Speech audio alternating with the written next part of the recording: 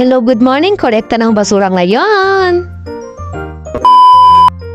Hello, good morning for today's vlog. Samahan niya ako ulit sa isang araw sa pagiging stay-at-home nana. O, diba, nakita niyo, Tuesday ngayon, tayo ay magtatapon ng basura. Kung hindi naman Friday, hindi po kasi ako agad nagtatapon agad-agad kasi sayang naman ng plastic, apakamahal dito. Jay, 10 piso ang plastic ng basura dito, yung kulay itim na yan. Sa inyo ba? At pagkatapos dito mag-umpisa ang ating araw, a day in my nanay life. Daily routine tayo mga loves. Hello, good morning. Ako nga pala ulit si Nanay Lai, si Mama Lai, or si Laili. First, magkape muna tayo. Ito yung ating energy drink. Kayo rin ay a mom of 2, stay-at-home nanay. Simula nagkaroon ng pandemic, nag-stay-at-home nanay na talaga ako. At nag-focus na ako sa aking family.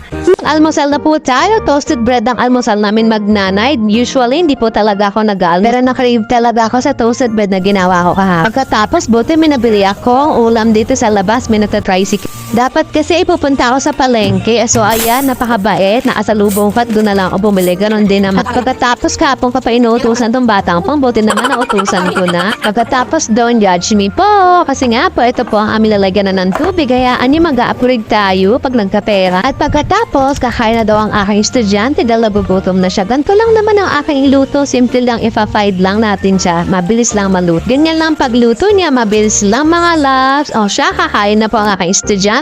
Kayo ba na oras na kayo ng estudyante? Fast forward, dumating na yung oras na kami ay mag-uniform na kasi nga piling ko ang haba na oras namin pag gantong oras at panghapon. So ayan mga loves, abantay lang kami na oras na kami ay lalabas na at mamaya nga ay pupunta kami sa school. 11:35 na yan, maglalakad na tayo papuntang tricycle and I hope tricycle time makuha. Minsan kasi tagubos talaga ang tricycle dito sa amin. At ayun na nga, nakasakay na kami ng tricycle, mabilisan lang dito tayo sa school. Fast forward na natin ito mga labs at nagmamadali ng estudyante ko. Yung hindi nyo nakikita yung classmate niya nakapila sa bahay, yan ang tatakbo, nakala mo naman late na. So uwi na tayo mga labs at kumukulog na at tayo maaabutan ng ulan. Hindi ko na maantay ang mga nana. Pinatandaan kasi dito sa may school namin, loob lang siya ng subdivision ni, ay may mga kids naglalakad na sila. Kaya safe sila dito sa loob ng lugar. Pagkatapos, ayun na nga, nabutan tayo na ulan, napakalakas ng hangin mga loves. Buti na lang, thanks God talaga ako dito sa pahay na nabili ko dito sa TikTok na sa Yellow Basket. Ang laki niya, hindi ka talaga mababasa.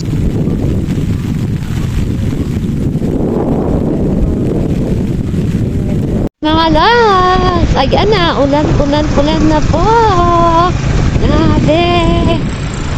Nasa bahay na ako niyan, tara tayo muna maghugas. Si Maggie namin ko kaninang tanghali kasi nga malansa yung niluto natin. Mga tropa tayong mga lang. Ito pala ang niluto ko, yung lechon. Ginawa ko na lang siyang adobo. O, diba?